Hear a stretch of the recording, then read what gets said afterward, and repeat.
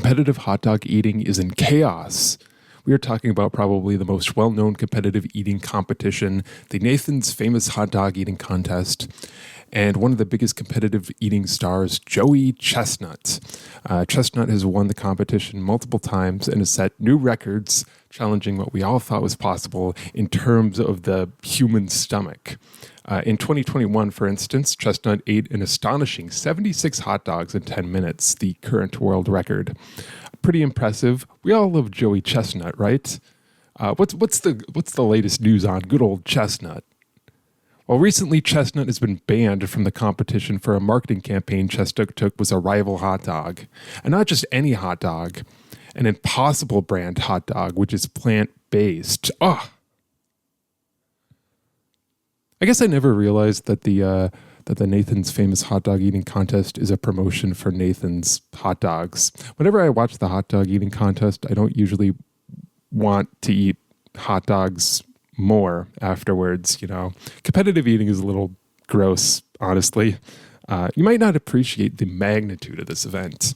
The Nathan's Hot Dog Eating Contest has been held almost every year since the 1970s, but two figures are widely credited with popularizing both the contest and the sport of competitive eating. The sport? Is it a sport? I don't know. Joey Chestnut and Takeru Kobayashi. So Kobayashi broke into the scene in the year 2001 when he ate 50 hot dogs, almost twice the previous record of 25.5. Kobayashi also created the Solomon method, which involves separating the hot dog from the bun and dunking the bun in water while eating the hot dog. And after finishing the hot dog, you now eat the much easier to eat waterlogged bun. I guess this makes eating much faster. It's the technique that everybody uses today. It's like the Fosbury flop of competitive hot dog eating.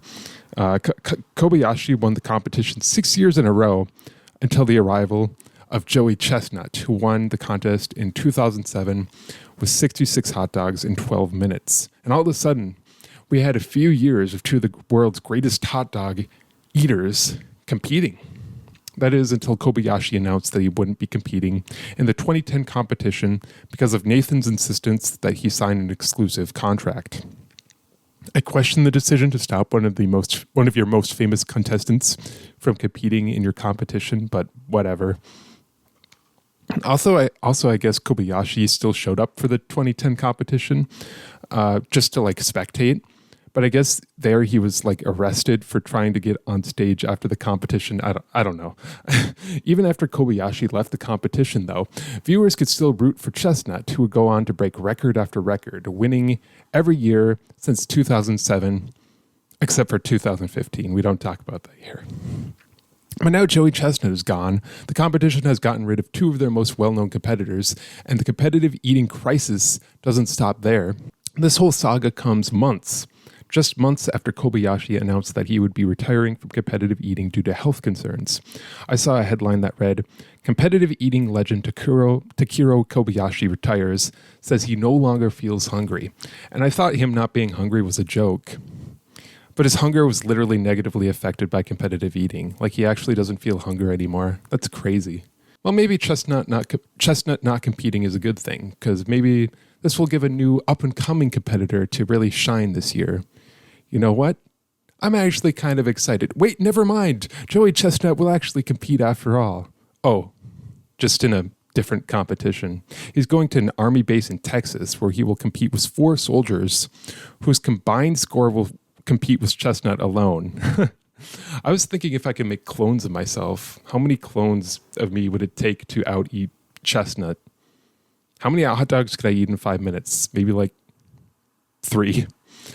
And the record is when Chestnut ate 76 hot dogs in 10 minutes. So probably 38 hot dogs in 5 minutes. It's probably 13 clones. That's crazy. And the twists don't stop coming. This is exciting. In September, Chestnut and Kobayashi will compete together in a head-to-head hot dog eating competition on Netflix. The contest is called Chestnut versus Kobayashi, unfinished beef. Amazing. I don't know if the two have ever even competed against each other in hot dog eating since 2009, so this should be exciting. But yeah, that's where we are in terms of competitive hot dog eating. So it's the beginning of July, so that means that Pride Month is over. But I'm sure that looking back, I will see that everyone was on their best behavior all month, right? Well, let's see. So the Pope said a gay slur. This happened about a month ago. I guess there was discussion about whether to admit gay men to Catholic seminaries to eventually allow them to become priests. And this was brought up in a meeting between the Pope and Italian bishops. And Pope Francis said that there was already too much F slurs in the church. Jeez. There was outrage to this, but at least this was actually in May and not Pride Month. Surely that would have made it worse, right? Until he repeated the slur a second time a few weeks later in June. Pope Francis is considered a very progressive pope, but when you look at his actual positions, it's like, sure, gay people can attend Catholic churches, but being gay is still a sin. Go to church all you want, gay people. You're still going to hell. This is what counts as progressive for popes. Yeah. So anyways, did you hear about that bar in Idaho that declared June Heterosexual Awesomeness Month? A quote from the bar's Instagram page. "Come join us all month to celebrate heterosexuals, for without them, none of us would be here."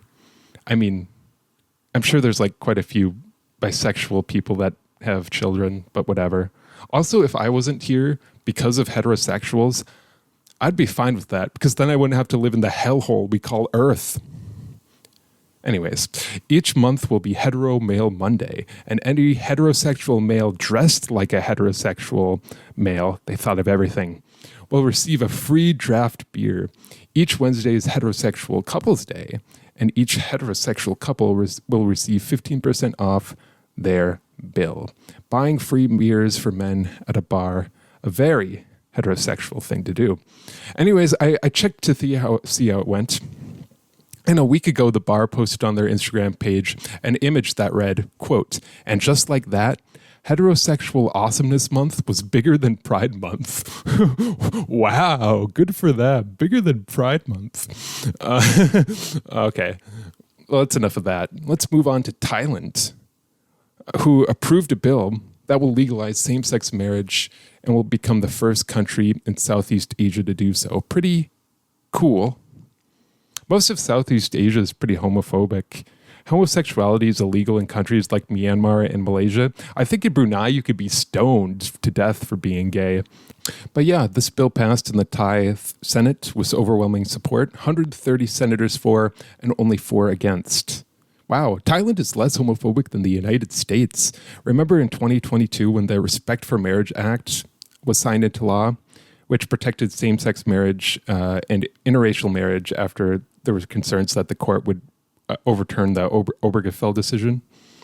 That passed only with 61 senators for and 36 against in the Senate, and 258 to 169 in the House. So in 2022, more than 38% of members of Congress voted against gay marriage and interracial marriage. That's crazy. Good for Thailand, anyways. Let's move on. The restaurant chain Waffle House is now increasing its pay for its servers across its more than 1,900 locations to $3 an hour. It's not increasing by $3 an hour. It's increasing to $3 an hour.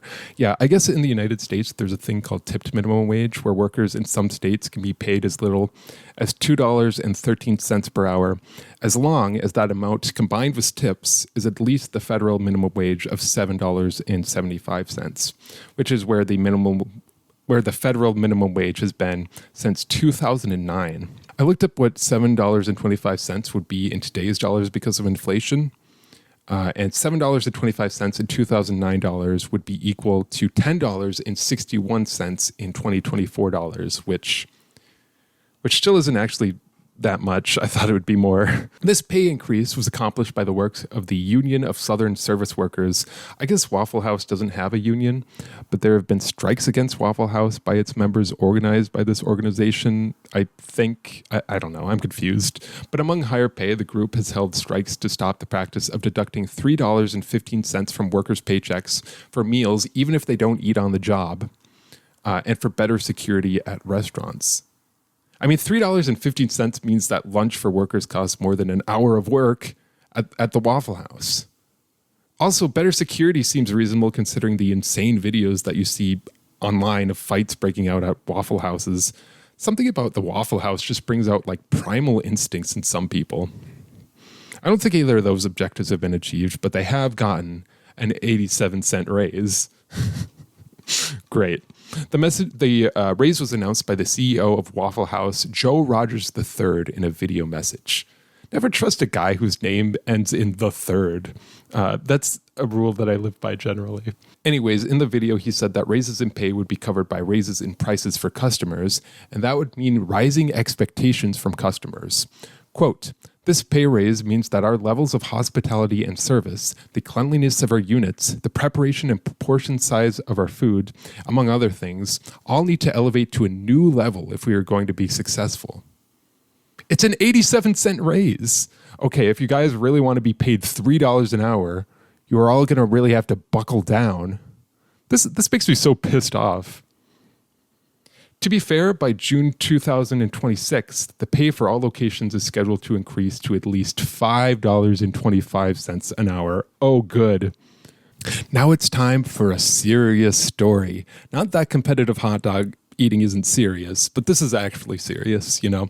Recently, Reuters broke a story about how in 2020, the Pentagon started a campaign to promote vaccine skepticism in the Philippines in the middle of a pandemic, particularly targeted at promoting skepticism towards the Chinese-made Sinovac vaccine. From Reuters, quote, "Reuters identified at least 300 accounts on X, formerly Twitter, that matched descriptions shared by former U.S. military officials familiar with the Philippines operation.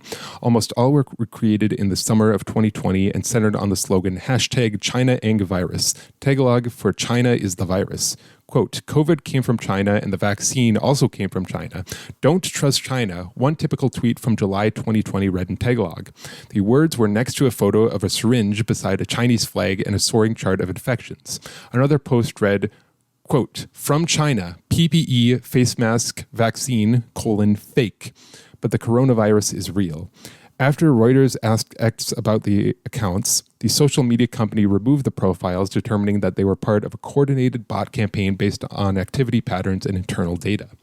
The propaganda campaign later expanded focus to Central Asia and the Middle East with the goal of spreading the false contention that because vaccines sometimes contain pork gelatin, that they are considered forbidden under Islamic law. This is at a time when the virus was killing tens of thousands of people a day. Probably not a good thing to do. So the question is, why did they do this?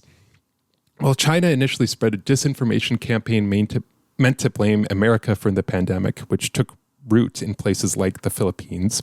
So America wanted to combat that. That combined with China growing its influence in countries like the Philippines by using its COVID assistance program, which provided masks, ventilators, and vaccines to struggling companies.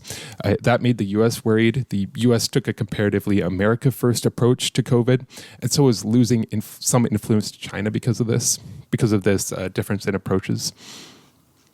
So basically, in order to combat China, the United States tried to kill a bunch of Filipinos. Wait, that doesn't make any sense. Am I going crazy here? I mean, it's hard to gauge exactly what effect the campaign actually had on the Philippines and other regions, but the intentions behind the campaign, I think it's safe to say, are bad. Remember, the Philippines was hit particularly hard by COVID. It suffered among the worst COVID infection rates in the region.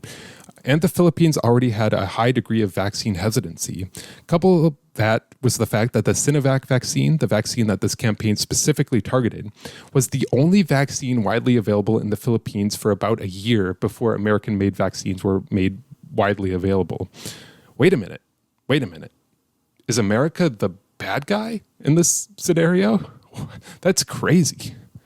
I encourage you to read the full Reuters article. It sucks. Not the article, the story. Anyways, this is interesting. Folks, we could have the world's first millennial saint by the end of 2025. A boy named Carlo Acutis, who died of leukemia in 2006 at the age of 15, was just attributed a second miracle by Pope Francis.